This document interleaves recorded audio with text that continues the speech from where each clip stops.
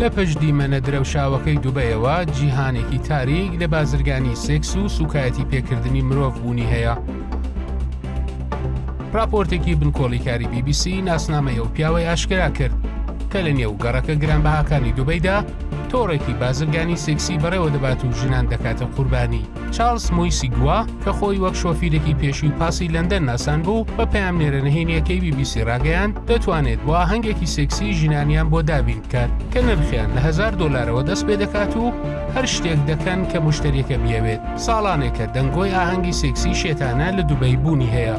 هاشتاگی دووبای پرۆپەرتی زیاتر لە 450 میلیۆن جار لە تیکتۆکدا بینراوە کە تێیدا باز لەو ژنانە دەکرێت کە بە ئەنجامدانی کاری سێکسی نامۆ ژیانی شاهانەی خۆیان دابین دەکەن.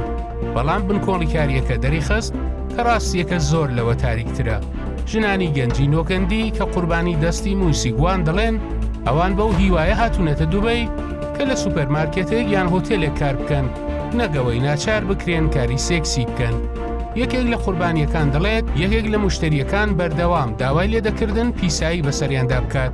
بنکۆڵیکاریەکەی BBC مردنی گوماناوی دوو کچ ئاشکرا دەکات کە هەردووکیان لە باڵاخانەی بەرزەوە کەوتبوونە خوارەوە و دایانویست واز پێنن. بەبێ قسەی قوربانیەکان زۆربەی مشتریەکان ئەوروپی سپی پێست بوون.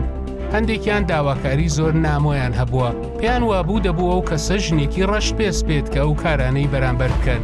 کاتێک کچەکان پەنایان بۆ پۆلیسی دووبەی بردووە، پۆلیس پێیوتون خۆیان کێشە بۆ یەکتر دروست دەکەن و ئەوان تێکەڵی ئەو پرسە نابن.